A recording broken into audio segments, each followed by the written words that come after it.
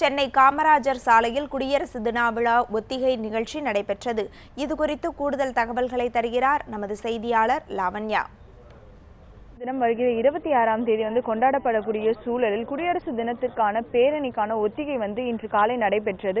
சென்னை மெரினா கடற்கரையில் இந்த ஒத்திகை நிகழ்ச்சி நடைபெற்றது. இதில் தமிழக அரசின் துறைகள் சார்ந்த வாகனங்கள், அதாவது செய்தி மற்றும் தகவல் தொடர்பு துறை, வேளாண் துறை, தோட்டக்கலைத்துறை, சுற்றுலாத்துறை, பள்ளிக்கல்வித்துறை உள்ளிட்ட 14 துறைகளுக்கான வாகனங்கள் இதில் பங்கேற்றன. அது மட்டும் இல்லாமல் பள்ளி மற்றும் கல்லூரி மாணவ மாணவிகளின் நடன நிகழ்ச்சி, கலை நிகழ்ச்சிகள் நடைபெற்றது. அதனைத் தொடர்ந்து இந்த ஒத்திகை தற்பொழுது நிறைவடைந்திருக்கிறது. இந்த ஒத்திகையை தொடர்ந்து வருகிற 22ஆம் தேதியும் அதே போன்று 24ஆம் தேதியும் மீண்டும் ஒத்திகை நிகழ்ச்சி நடைபெறுகிறது.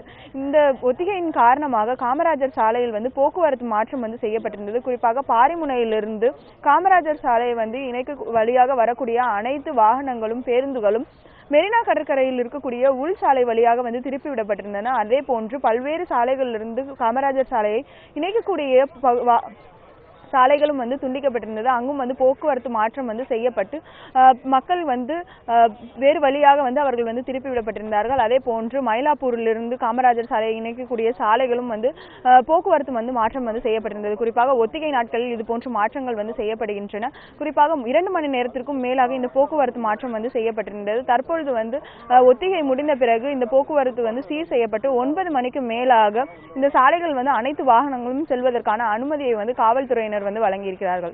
ஒளிப்பதிவாளர் கருணாகரனுடன் லாவண்யா, நியூஸ் 7 தமிழ், சென்னை.